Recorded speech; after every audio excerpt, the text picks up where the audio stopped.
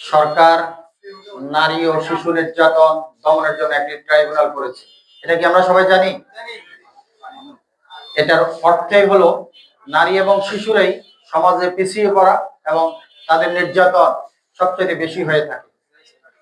এই নির্যাতনের অনেক খবর আমাদের কাছে এসে পৌঁছায় না, কারণ এই সমাজ, আমাদের এই বাংলাদেশ, বিশেষ করে বাংলাদেশের এই সমাজ ব্যবস্থা পুরুষ শাসিত।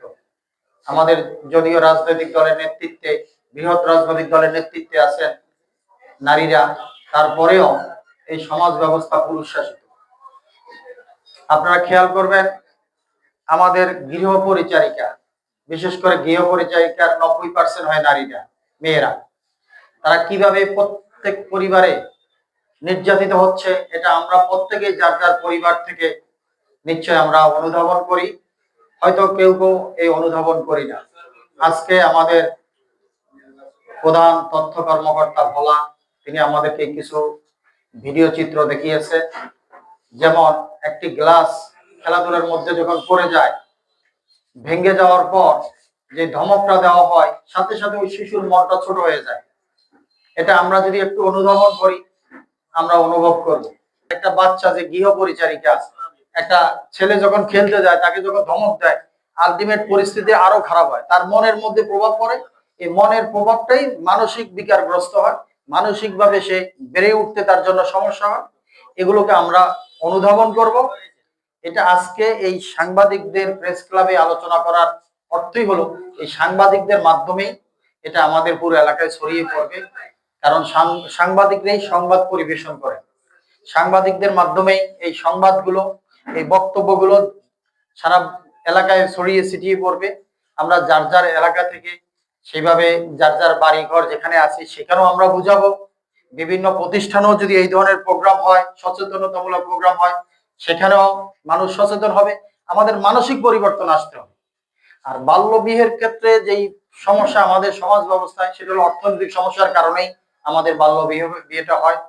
কারণ আপনারা দেখবেন, সমাজে যারা অর্থবিত্তশালী, তাদের কোনো ছেলে মেয়েদের 18, 20, 25ও বিয়ে হয় না। তারা যত বেশি বয়স হবে তত ধীরে ধীরে বিয়ে করবে।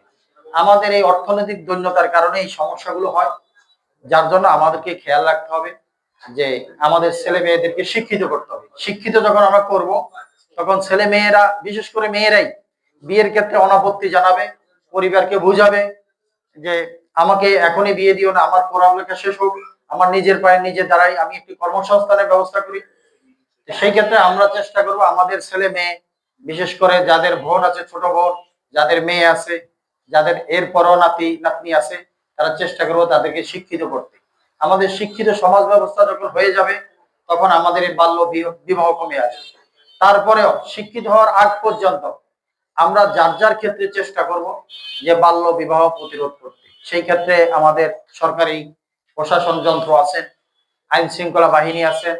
এই ধরনের ঘটনা যদি আমাদের কারো নখদর্পণে আসে, অন্য কুহরে পৌঁছে, আমরা সাথে সাথে সেখানে গিয়ে উপস্থিত থেকে সেটাকে প্রতিবাদ করব, প্রতিরোধ করব।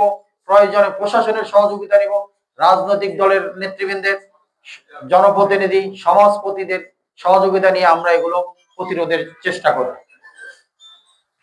একই সাথে নারীদের স্বাস্থ্য নিয়ে কথা আসছে, শিশুদের স্বাস্থ্য। একটা শিশুই আগামী দিনের নারী, আগামী দিনের মা।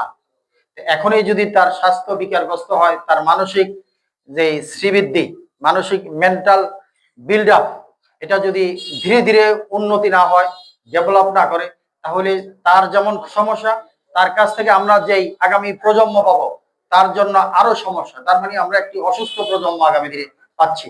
এই ক্ষেত্রে আমরা যার যার ক্ষেত্রে আমরা চেষ্টা করব, নিজেদের পরিবার থেকে শুরু করে প্রতিবেশী, গ্রাম, সমাজ, সব জায়গায় আমাদের যার যার অবস্থান থেকে আমরা চেষ্টা করব। এমন একটি মহৎ আয়োজনের জন্য জেলা তথ্য অফিস তথা সরকারকে আমরা ধন্যবাদ জানাই। প্রেস ক্লাবের সম্মানিত সদস্যবৃন্দ যারা এখানে এসে এই অনুষ্ঠানকে সাফল্যমণ্ডিত করেছেন, সৌন্দর্য বৃদ্ধি করেছেন, তাদেরকে ধন্যবাদ জানাই। সবাই ভালো থাকবেন। আসসালামু আলাইকুম ওয়া রাহমাতুল্লাহি ওয়া বারাকাতুহু।